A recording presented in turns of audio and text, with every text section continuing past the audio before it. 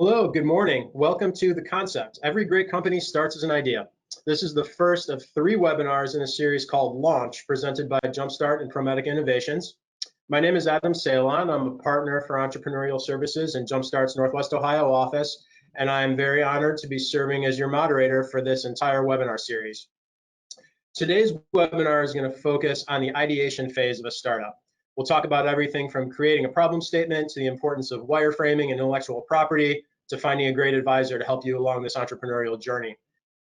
I'm going to do a round robin here and just get a quick introduction just in the order that I see everybody for our panelists. So Clint, Elise, Chris, and then we're going to have a chance to get to know Emily a little better too. But if we can go around and just get a quick introduction, very, very happy and fortunate to have these 3 panelists with us. So if you guys would go around and give us a brief introduction, starting with Clint, that'd be awesome.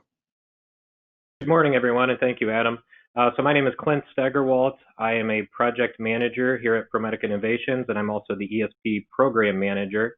That means I work with our employees and also the community. I hear out their ideas and their concepts, try to develop those and commercialize those, as well as look at some of the existing technologies and companies that are out there to see if they would be a good fit for our system. Hi, I'm Elise Ball with the University of Akron Research Foundation, and a huge part of what we do is the I-Corps program, which exists in both Northeast and Northwest Ohio. And at our particular site for I-Corps, we help companies with the exact kinds of things we're going to talk about today. So defining problem statements, narrowing down on who your customer segment is, and developing those strong value propositions. So we work with about 50 companies per year through the I-Corps program to work on that, and then we also advise additional companies outside of that program. Excellent. And Chris? Good morning. My name's Chris Smith. I work for JumpStart. I'm the senior deal flow manager. I help onboard entrepreneurs and get connected to the entrepreneurial ecosystem. Work with them a bit on value prop business model canvas development, but importantly, assessing and identifying the most appropriate resources at the early stages of their development and getting them connected to that. Excellent. Very excited to dive into this. But before we do, I want to turn it over to Emily just for a little brief overview of. Thanks, Adam. I run our engagement activities over here at ProMedica Innovations. We wanted to work with JumpStart on this project to bring you this webinar series to help you understand more about the ESP, the resources that are available to you as an entrepreneur, and to get you guys engaged with it. If you're tuning in today, most likely you have an idea. Maybe you've told your mom, your spouse, your neighbor, maybe no one. That's okay. We're here to kind of help you take that idea to the next phase. Next. So it's important to point out that the ESP program is something we do in partnership with the state of Ohio. There are 6 ESP programs throughout the state. They all have a similar charter. So it is to get more tech concepts to market, ultimately increasing, high tech, high wage jobs throughout the state. Next. You'll see up here a list of our collaborators. So we have come together, JumpStart, ProMedica Innovations, University of Toledo, Mercy Health, in conjunction with Ohio Third Frontier, that's our contact at the state, to really bring these services to you all. All of these organizations really believe in supporting economic development. Additionally, we have the resources and expertise to make that happen. I will tell you, each of these collaborators has kind of a unique set of strengths, but we all work together. There is an ESP program manager at every one of these organizations. You can bring your ideas and concepts to any of them, and they can connect you with the ESP and with those resources. In addition to these organizations, we also have some local donors, or agencies, think marketing, legal, who have donated their time and resources. And again, you can gain access to those through the ESP. Next. Thanks. So looking at JumpStart specifically, JumpStart has over 15 years of expertise working with entrepreneurs in Northeast Ohio. They opened their doors to their Toledo office in 2019, and with that, they brought, their expertise in running an ESP program, their sophisticated network of advisors, and additionally, their track record to success. In addition to running the ESP program, JumpStart also provides business assistance to non-tech businesses throughout Northern Ohio. Next. So ProMedica Innovations, we are our own department here at ProMedica, and really we are focused on supporting our employees along with our community members on their life sciences ideas. So a couple of examples, we've worked with physicians here in the area and at ProMedica to help bring their medical device concepts to market.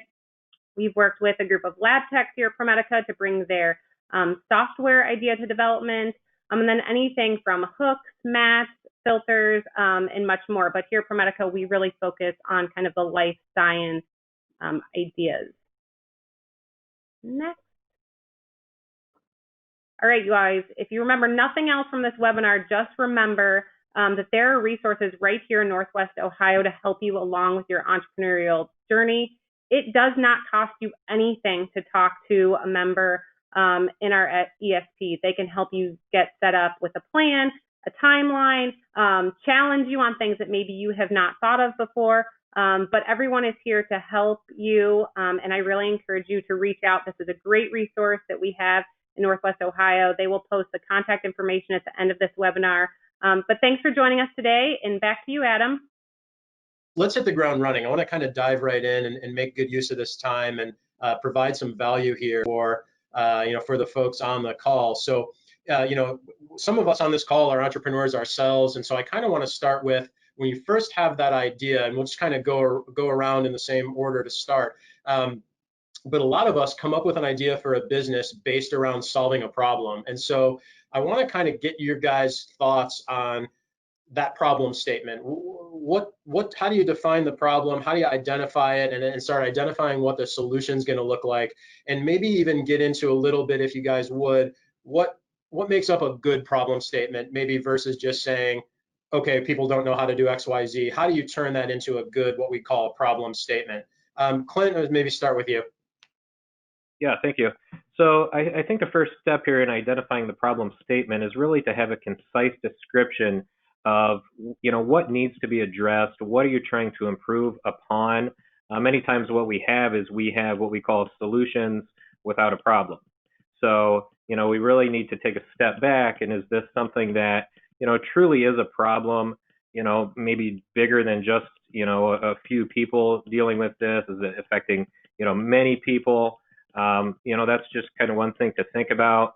It's really to identify, what the current state of the process is, or the device is, or the software, and then, what's kind of the ideal, or where would you like to be? So it's really clearly identifying, being very concise. It also helps along the way. It helps to kind of help guide that decision-making process too. If you can kind of start with the problem, and then those decisions that you're going to, be thinking about when you're developing a product or a service or a solution, you really need to say, does that come back and help me solve the problem? So, and you can imagine, if you're going to take a problem or a solution, a technology, a company, all the way to market, you really need to think about, does it solve the problem? What we say here, is there kind of a clinical need for it? Is there a business need for it? Those types of things. So you really have, I challenge everyone to think about what is the ideal situation where you'd like to be, but also what is the reality now? What is the problem or the opportunity right now? And then how do you kind of develop it so you can provide a solution for that? So very important to clearly identify the problem statement. Yeah, and I think, Clint, you bring up a good point, which is you really, the better job that you can do articulating what that problem statement is and how you're solving the problem, the easier it's going to be to kind of explain that to people. Elise, any thoughts on that? Yeah, so I think to piggyback on what Clint was saying, I mean, one of the mistakes that we tend to see people make when they're starting a business is to not have really clearly in their mind what problem they're solving or what need they're filling. So we do, and we work with a lot of researchers and a lot of people who kind of want to build something and actually haven't identified what that problem is. So if you're somebody who's on this call and your business is already based around solving a problem, you're a step ahead of where a lot of other people are. And if you're somebody who's not at that point, one of the first things we encourage people to do is to try to brainstorm, what problems they might solve or what needs they might fill. And to me, a good problem statement has a few key elements in it, right? So it should have who your customer segment is. That's the first element. So who is the customer you're solving the problem for? And it really shouldn't be everyone. It should be a relatively narrow and targeted group of people. The second thing we like to see is just a clear and concise statement of the problem. Ideally, over time, describing that problem in the customer's own words. So how the customer would talk about the problem rather than how you would talk about it. And then the third thing, which I think Clint highlighted, is the sort of competitive element. So including, sometimes in a separate statement right after your problem statement, what else is out there? How are the customers solving the problem today? And why does your solution or service improve upon that? Yeah, very, very well said. Chris, please jump in on that, and then Elise kind of led us into the next thing, which is kind of that value proposition. So jump in on that and maybe take us into how that turns into a value proposition.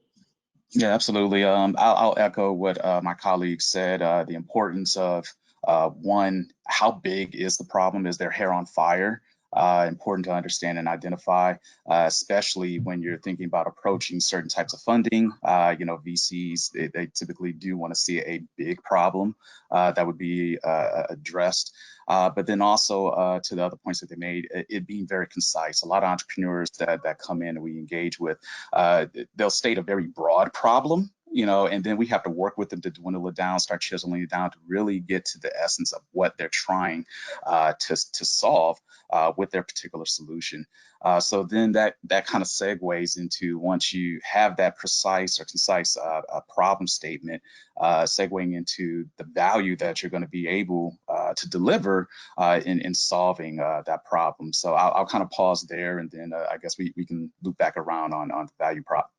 Yeah, no, that's really well said. And I think one thing that has been really well said is, and to maybe put a bow on it before we go on, you want to solve a problem that a lot of people have, but you want to be able to talk about the people you're solving the problem for very specifically. And that means you can't come in and say, oh yeah, this is a solution for everybody who breathes oxygen. It's people who breathe oxygen who are also in the United States, or also play sports or whatever the case may be. So we want to solve a big problem, but we want to be able to bring it down into a niche that we can kind of sell to. So with that in mind, let's kind of get to that value proposition and maybe even customer discovery, and maybe let's go right back around. Clint. Yeah, so first of all, kind of what is the value proposition? So again, like we said, clear and concise statement. It's really what are the benefits, or what's going to differentiate your product or your service, from what's out there, already. So again, clearly, explaining that, convincing your consumers, messaging is key here, because if you have a value, an additional value on what you're offering that the others don't, but you don't, message that correctly, it kind of, your value goes down, or it's not communicated. So, for example, if you've got, product A existing already in the market, your product B comes along, if it's the same price point, if it's got the same benefits, all those things, well, there's really no reason then for, a consumer to switch over. They're going to stick with what they know, not, maybe going to risk, taking on, trying to, check out your product or service. So really just differentiating yourself and creating value there. Sometimes the value is tangible, sometimes it's intangible, real or perceived. Just some questions to ask yourself here at this point, when you're thinking about value, what is the product or service? Who's the target market?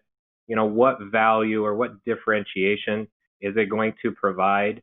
Is a huge thing there. Just how is it different? So, that value and really differentiating and, creating value around what you're offering is very key. Excellent. Elise? Yeah, so to piggyback on that a little bit, right? The value proposition sometimes seems like almost like when we say value prop, like that's a foreign language to some people, it's a term of art. And we're really just asking what value are you providing for your customer? So a lot of the elements that we brought in the problem statement are really relevant here, right? We want it to be concise. A lot of times I'll ask entrepreneurs, can you write it in like a tweet length, 140 characters or less? Can you explain to me what that value is? We want it to be in words the customer would actually say. So a great example of that that I've seen a lot is, even amongst different sort of technical disciplines, right? You'll have chemists that would talk about something one way, but they're making something for doctors and nurses, and they're going to discuss the problem completely differently. So sort of in the customer's own words. And typically we see people come in with, anywhere from, 2 to 10 ideas of how their product could provide value, and they don't really know which one's important. So what we really encourage people to do, right, is make a best guess on which 2 probably are most important. Talk to your customer about their problem, try to figure out what the value really is, and actually ask the customer to rank it, right? I mean, is it more important that this job get done faster or that it get done cheaper? So in general, most people, we're trying to get down to like the couple of most important things. But a lot of the times, if you're bringing something that really is transformative and different, there are a lot of ways it could provide value. The other couple of things I like to highlight are the value proposition might be different for different customer segments. So if you're building a product for like runners and triathletes, it might be different for people who are competing at a collegiate level than it is for people who are just running marathons and training, on their own on the weekends. So understanding that the value or the relative value of the different value proposition statements you have could be different amongst customer segments.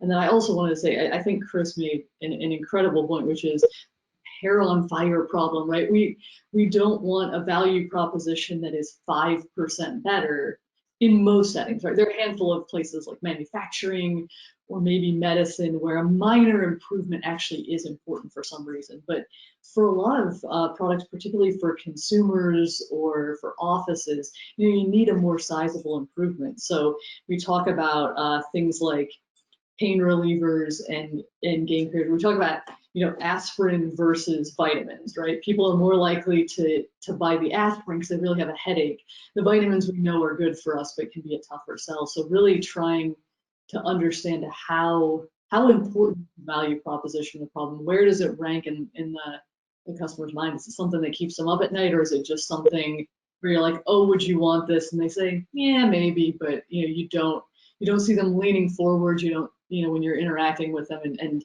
you don't hear them asking, hey, when is this going to be available? Those kinds of things. Great, very well said. Chris, jump in. Yeah, I agree. And making sure, I would say that value prop connects to like the problem. A lot of times, entrepreneurs, think the value they're delivering is really addressing the problem, and it may not. So they need to make sure that the value prop is really addressing the problem. So if it's a big problem and there is hair on fire, making sure that value proposition is concise and really resonating with those who actually are dealing with the problem or that particular pain point. Also, kind of piggybacking off of what Elise said and looking at different markets and the value prop, knowing if you have like a multi-sided, well, dual-sided value prop, right? I mean, your value prop may resonate with one customer that you're targeting, but it also may resonate with, another customer. And I would say Airbnb is a very good example where it will resonate with me trying to find a decent place to stay, and I don't want to stay in a hotel, but then it's also resonating with homeowners who want to open up their homes, make a little extra money, and provide a space for people to visit. So have a full understanding of what it is that you're addressing, and being clear and concise about that value proposition and making sure that it's really, really resonating with your target audience. Yeah, that's exactly right. And all the things that you guys have been saying here in the last couple of minutes leads us right in to what kind of seems like the next logical step, and that's customer discovery. And I want to start with Elise because iCore is, and that's kind of what you guys know and do. But I really want to dive in here because you guys are making so much sense, and really the way that I think as an entrepreneur, and I think you guys would echo, but as advisors that see a lot of these ideas come through, it's hey, that may or may not be a great idea. Let's let the market tell us if it's a great idea. And a couple of you guys made some points of, you may be 90% right, but we may need to tweak it. Or like Clint said, we may need to tweak the wording. Or, like Elise said, it may be a different customer segment. Or as Chris said, it might be both customer segments, but different things for both people. So Elise, I want to start with you and then continue going around, but take us to maybe explain a little bit of iCore for the people that don't know, and then what is customer discovery, why is it important, and how do we go about that process?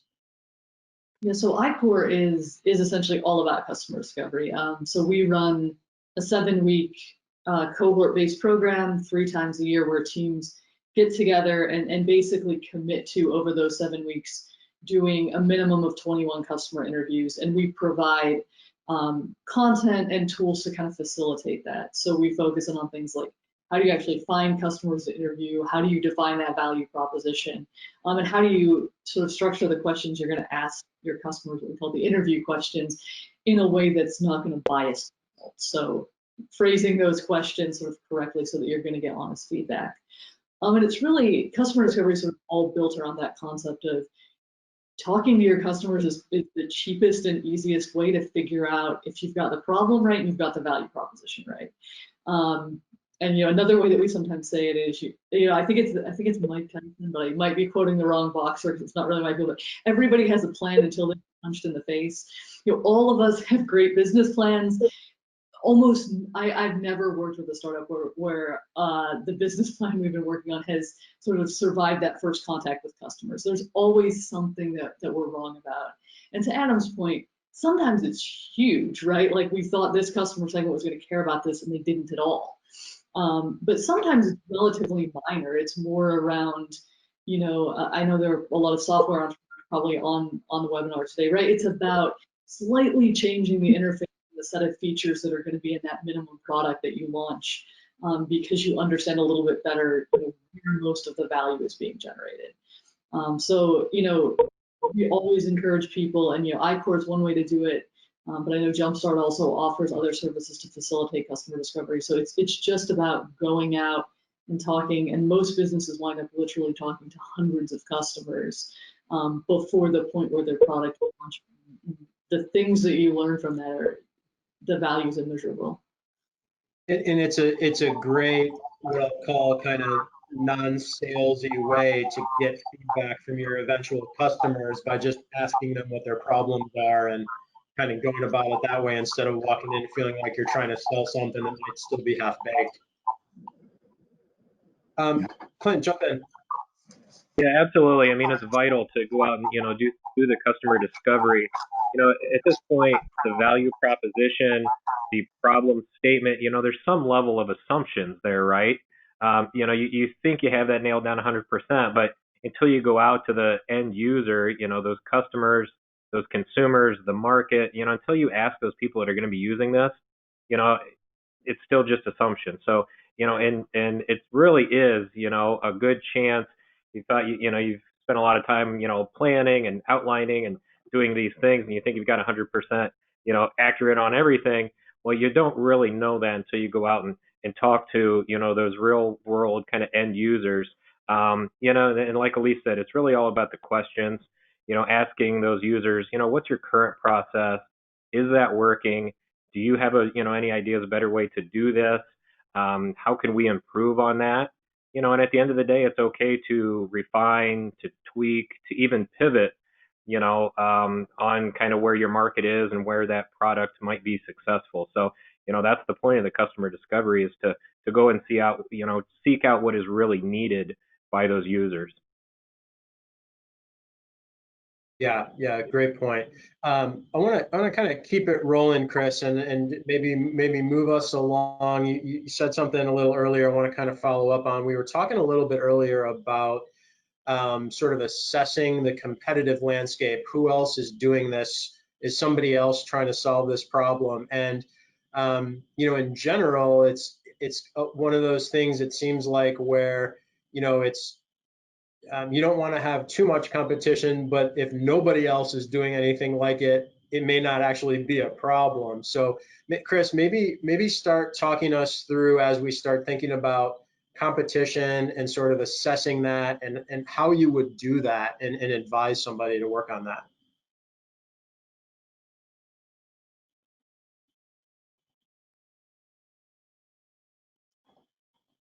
Chris, I'm having a hard time hearing you.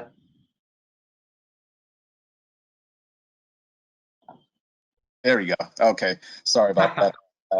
Our behind the scenes guy muted me because there was some feedback. So yeah, it's one of those things where a lot of entrepreneurs like to think, and I've met with entrepreneurs that say, you know, there's nobody doing this, right? And I love hearing that. For some reason, I love hearing that there's nobody doing this, because I always push back and say, well, you know, there's nothing new under the sun. You know, we got X number of billion people on the planet. We're bound to think of the same ideas or something similar, right? And I learned so much about that aspect, you know, working as an intellectual property assistant, realizing that, you know, there really aren't too many ideas that are very unique, different iterations of it. But you know, being able to assess that landscape and identify companies that are possibly doing something closely related to what you're doing, or even have the capabilities of being able to do that, is important information to know. You want to be able to stack yourself up against others that are out there, and really show, it helps you convey the value that you're actually delivering, right? So we're kind of connecting the dots here with problem statement, value prop, competitive landscape, having all those in place, because like Clinton said, I mean, a lot of these are assumptions, right? So you're going to assume that, you know, this problem is big. You're going to assume that what I'm creating is going to deliver value, and then you're going to test those assumptions out, you know, through customer discovery. And then you really need to assess, well, how many other people are really out there trying to address this problem? How are they addressing this problem? You know, what things are changing with their own value proposition, so that they can continue to deliver value to that customer segment. And so you get all this in place, and you have these documents, and you get a visualization of where you are on that competitive landscape, and it helps you make a lot more informed decisions on how you're going to move forward. I mean, if you find that what you're offering may not be all that unique, and another competitor can spend, you know, X number of dollars and come in and really do the exact same thing, you know, I'd be thinking, should I really engage in this? Should I be spending money on this particular venture? You know, those type of things pop up, and making you much more knowledgeable about what's out there in the industry and what you're doing, and helping you make decisions on the next steps that you're going to be taking. Yeah, that makes a lot of sense. Clint, anything on that to follow up with or add? Yeah, absolutely. I mean, it makes, you know, total sense to assess the competition. You know, you really have to know what's out there. You know, if it's a crowded market, that's okay. That might mean that there's, you know, a need for your product. But again, that's also going to come back to, you know, how are you going to differentiate what you're offering? How are you going to build value with what you're offering? You know, we had someone come to us and say, you know, hey, this product is not on Amazon anywhere. Well, that, you know, to them, that was a good thing. But in reality, we said, well, you know, is that really a good thing? That's probably showing either, you know, someone tried it, it didn't work, or there was really no need for that. So, yeah, I mean, just to kind of, you know, see what's out there, assess the competitive landscape will really help you build up kind of a competitive advantage as you're going forward, and you're really trying to refine what you have. Yeah, that's exactly right. I want to keep going, because I think we're just kind of working through this sort of logically as the entrepreneur is going to go through it. And as we start talking about identifying what, you know, solving the problems, and it comes up for the customers, I want to start talking about maybe what some of those next steps are. And one of those is going to be, you know, at least maybe in the world of software, or Clint in the world of a medical device, maybe a prototype, or for, you know, Chris or Elise with a software, it might be some wireframes or some screenshot kind of things. Elise, maybe take us down that path of sort of, maybe use wireframing as an example, but how do you put something physical out there to be able to start with, to look at once you have this idea? Yeah, so I actually work a little bit more with sort of hard tech companies and physical product companies. So I might let Chris dive in a little bit deeper on the wireframe. But the things that we're always thinking about is how do you sort of cheaply, you don't want to spend a lot of money up front to get customer reaction. And so most entrepreneurs are going to go through a number of things as a sort of prototype. And one of the things we actually sometimes encourage people to do early on is like a single slide or something that looks like a one-page sort of marketing material that maybe has an image of what the product looks like or just a schematic of kind of what it does to get customer reaction. But then a lot of companies will, and Chris can speak a little bit more to the wireframing, but we'll work with resources, and I'm sure they exist across the region. 3D printing has been hugely helpful with this, right? To create something maybe called a looks like prototype, which is something that isn't particularly functional, but the customer can see and interact with and understand kind of the size of the device and can kind of imagine how it might work for them. But the whole idea is to keep the cost of that down, because no matter how clever you are, you're always going to go through many rounds of iteration to get the thing just right. So you want to make sure that each round is not costing you very much, or you'll find that you'll have given up 99.9% of your company to investors, and you aren't even close to market yet. Yeah, absolutely. Chris, jump in on that.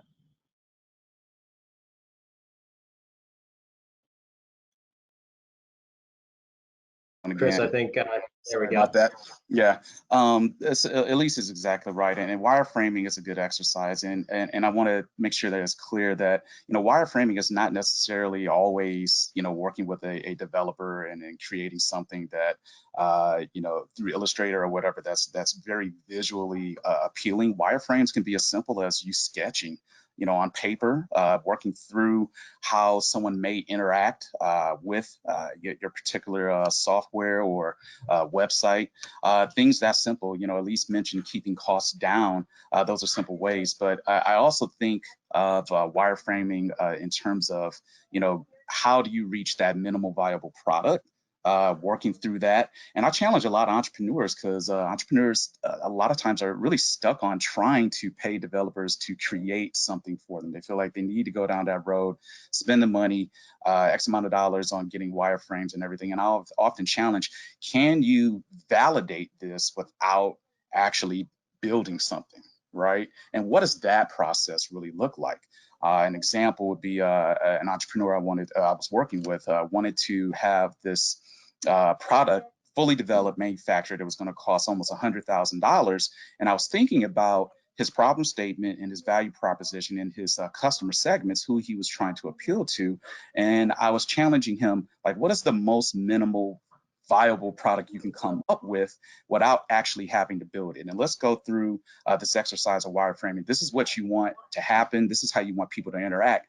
Well, is there a way to validate this without actually spending thousands and thousands and thousands of dollars doing this? And we came up with a solution of just testing this out on Facebook, forming a Facebook group and interacting with individuals. And now what you've done is build up a customer base for the time when you are ready to actually build a physical product. Those individuals can interact with it and work with you and get some feedback on. So, wireframes can be looked at uniquely, and hopefully you're paired up with the right advisor. They're going to challenge you to really think critically through that and have a better understanding of how you should spend those dollars and actually reach an MVP. Yeah, that for sure. And that MVP is something, if everybody's not familiar with that, a couple people have said a minimally viable product. So again, how do we present something to a potential customer and illustrate what we're trying to solve without going spending hundreds of thousands or millions of dollars on something? And Clint, I'm going to kind of maybe look to you to fill us in, because I know in your world a lot of times it might not be a PowerPoint or a wireframe. It might have to be a prototype. So how do you think about that stuff with most of the folks that you work with? Yeah, you're exactly right, Adam. And a lot of times we've actually worked on several software projects that were healthcare, related or based. And we've been, kind of the recipient of some wireframes that were done by some local software development companies. And it's very helpful, I will say, to get that back. There's definitely a lot of, expertise that would go into developing software, and then for us, when we get a wireframe, it's really a chance to say, okay, based on this wireframe, is this something that I can take to, our group internally? Is this something we can take down the road? Maybe we need venture financing to really develop that. It really brings some credibility, without, like Elise said, without spending thousands and thousands of dollars. It's really a, relatively low cost way for us to say, hey, this software idea that we have really has some credibility. This is how it's going to work, and then we can present it, for additional financing, to further develop it, like, like we said, to get to that MVP or to that prototype, that you're actually going to interact with. So it's really kind of a way for us to, really see if there's credibility, value, in that project before you get, too far down the road and invest, more time and money and resources. Yeah, yeah, absolutely.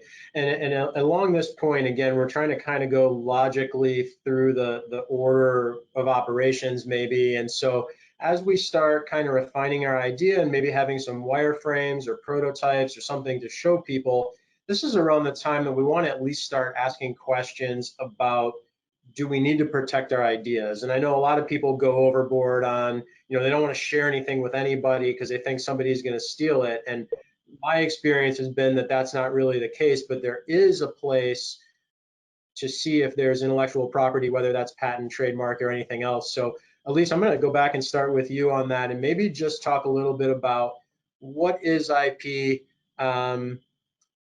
what does the process look like? Where would you at least begin thinking about that if you get to this point?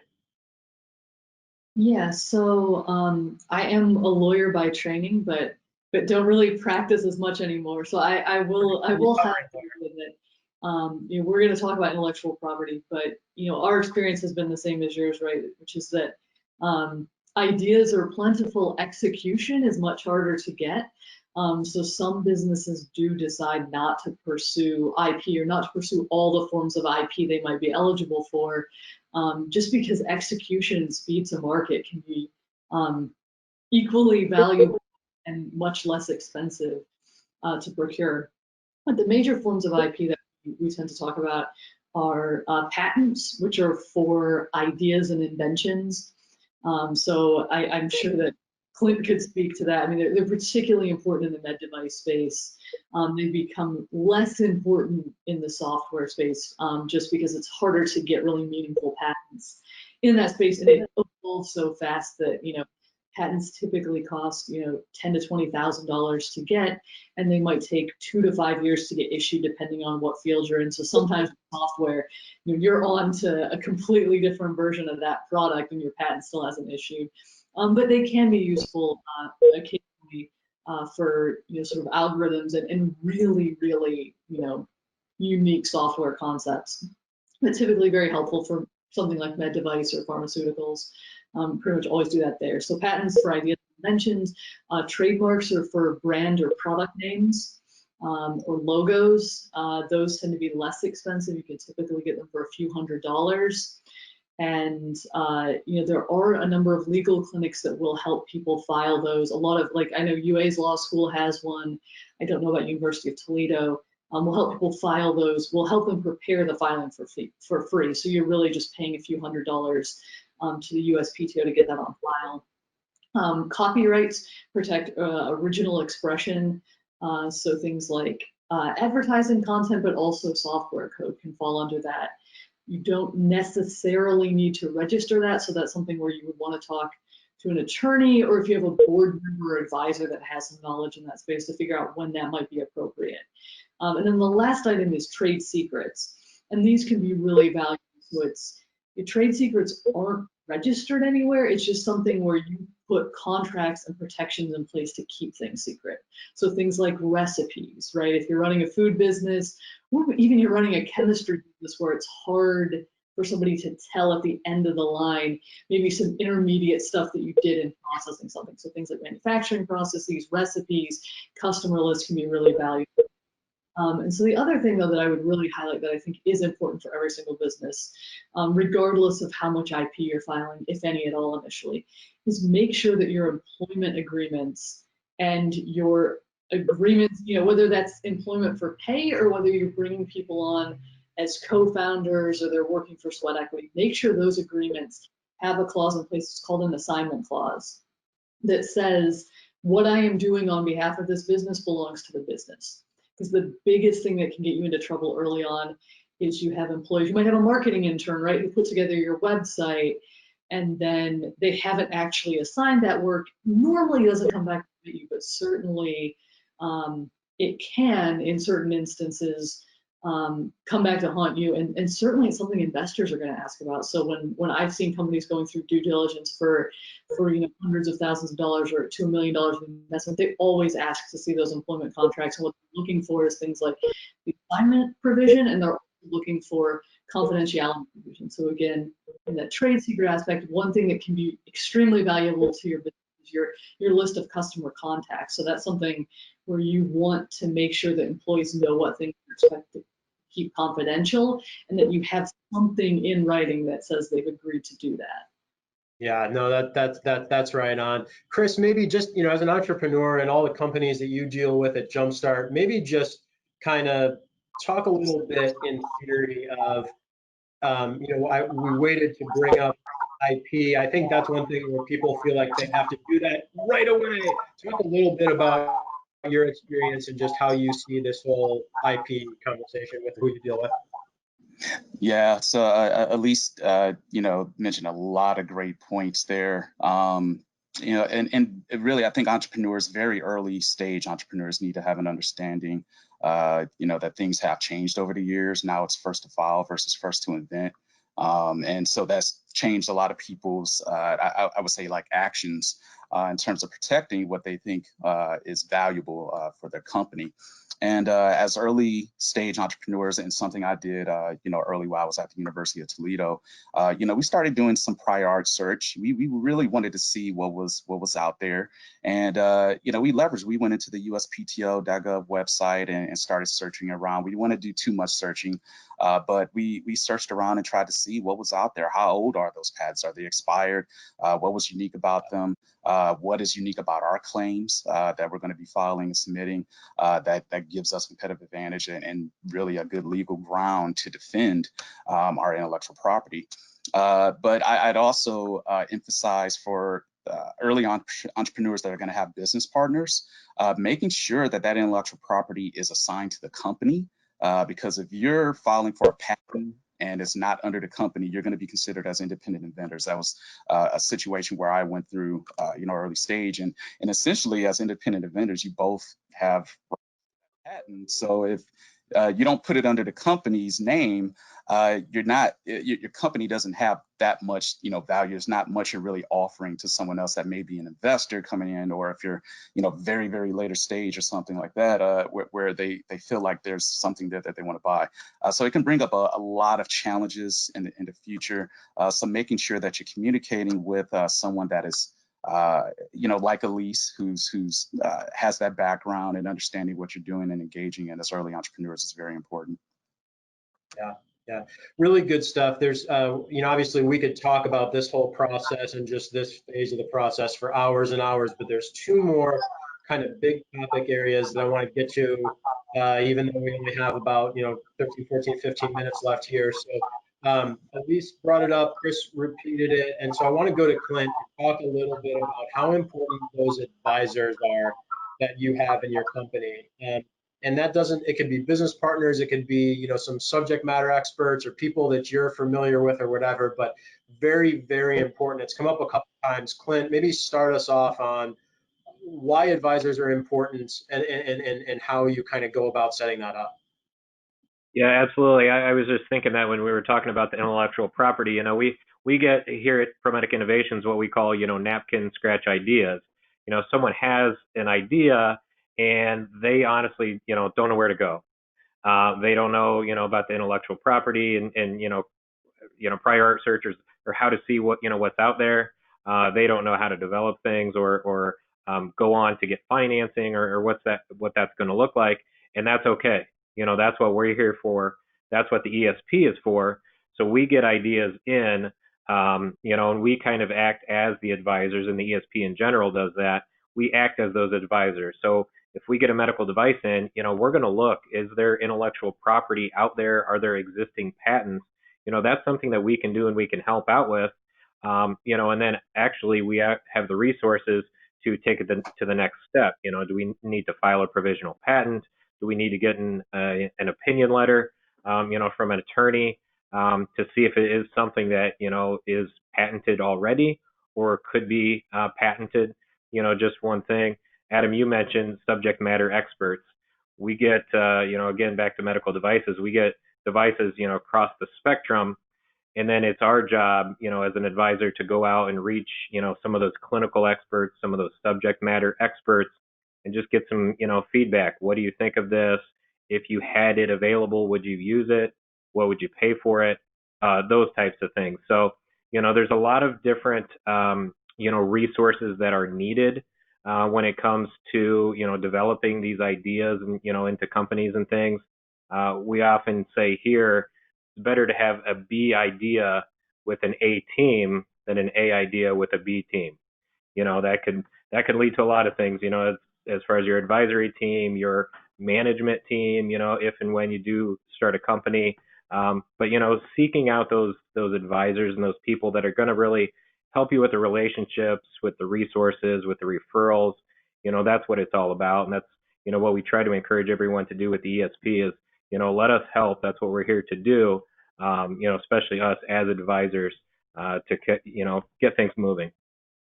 Yeah, I totally agree. Elise, I'm going to ask you to jump in on that too. And again, from your experience in law and working with companies, talk a little bit about how, when, where to get a team around you that is going to be an A team. Yeah, I mean, having a team around you is always extremely helpful. And I think, Clint made a great point, which is that's part of what the ESP is here for is, sometimes when you're in those early stages, just having people to bounce ideas off, or having people that have seen this, seen this before and can give you good advice is really valuable. But, when I think about one of the things that I always encourage entrepreneurs to do pretty early on is to try to think about what their strengths and weaknesses are and what other abilities they want to add to their team. And not just really, I think a lot of people tend to think about technical skill sets, like I'm an electrical engineer, but I need a mechanical engineer.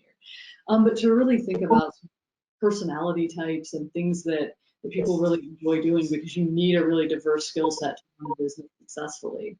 And then in terms of advisors, I think reaching out to people that have to some extent been there and done that, but I don't think that you always need, if you're starting out and you're taking the first steps in your entrepreneurial journey, you don't necessarily need or even benefit from the guy who sold his company for $200 million a couple of years ago. Somebody who's just a few steps ahead of you, who's also somewhat of a novice entrepreneur, can provide really helpful and targeted advice because it's really fresh in their mind what they went through. And one thing I would also add that I think can be a really valuable advisor as you're setting up that team is to have essentially a customer on your team. To Clint's point, subject matter expert in a medical profession, but I mean, if you're selling to, I don't know, women who knit, like having, if that's not something you do, or if it is something you do, but you want another perspective, they might not give you advice on how to run your business day to day, but they might give you really good advice and really quick feedback on, marketing materials or adjustments to the prototype or things like that. Yeah, that's excellent. And from there, Chris, I'm gonna go to you. And the one other kind of big area that I want to at least talk a little bit about, because we've kind of talked about it and kind of we're getting to that point, is investors. How, when, what, where. And I'm gonna hopefully throw you a softball here, Chris. But the thing that I've been thinking as you guys have been talking, especially these last couple minutes, is when you are ready to talk to investors, you're going to be at least at this point and thought through all the stuff that we've talked about. But as an investor and as an advisor, I feel like investors are investing in the team more than they're investing in the idea. Elise said something earlier that, and some of you guys echoed it also, like, ideas are cheap. Everybody's got ideas. It's investing in a team that can execute. And so Chris, as we just start getting to this point where somebody might have gone through these steps that we've discussed and is ready to potentially talk with investors, again, sort of what does that look like from a philosophical and sort of execution standpoint?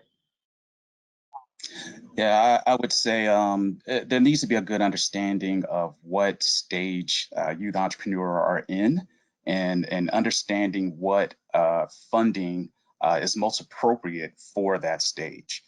We meet a lot of entrepreneurs that they're early stage, but they think they need to get VC funding. Right now, VC funding, that type of money is not what you should be looking at in that very early stage. It's more or less that family and friends rounds, type of funding, and maybe identifying pitch competitions, trying to go after a lot of that non-dilutive funding, so you're not giving up all your equity up front for very, very early stage. Because investors are going to look at that. If I'm taking on so much risk up front, I'm going to need so much more of your company, and later on down the road, you really don't have much to offer for bigger dollars, when you're trying to raise a Series A and then move on to Series B.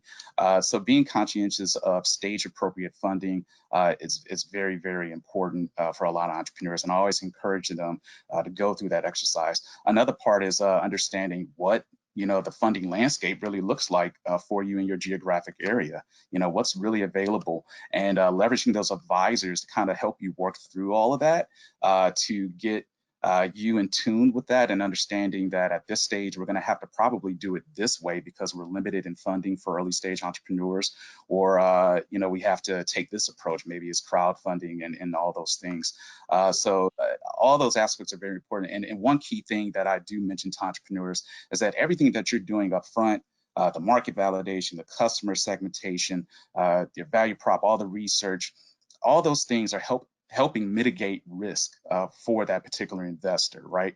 So everything you're doing from concept all the way to building wireframes, getting prototype MVP, proving all that stuff out, is helping mitigate risk along the way, so you're not really giving away the whole farm too early.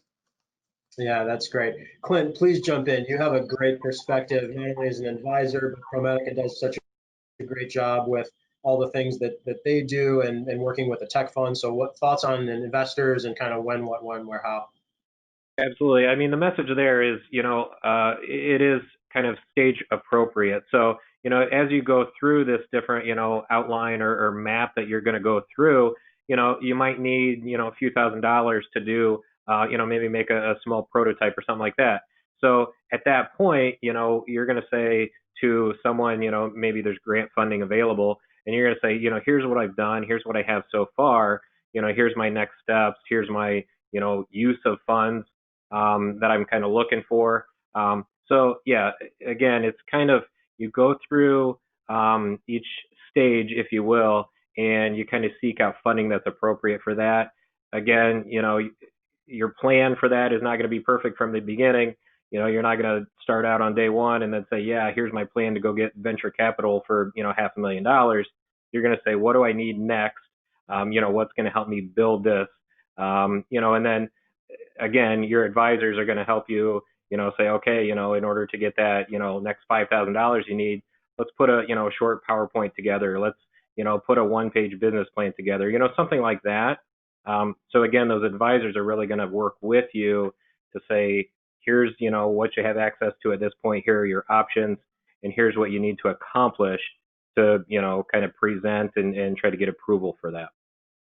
Yeah, I think that's exactly right.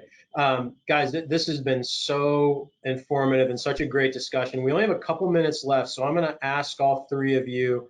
I kind of want to do just a wrap up lightning round. So I'm going to ask all of you for, a quick 20-second, what is the one thing in 15, 20 seconds that somebody can take away from all the things we've discussed? And I'm gonna take the easy one off the table, which is, this is what we do. We are here to help with this stuff. So please, let us help you with this. So Elise, I'm gonna start with you and we'll go back around, but if you could, just in 15, 20 seconds, quick summary, one quick takeaway.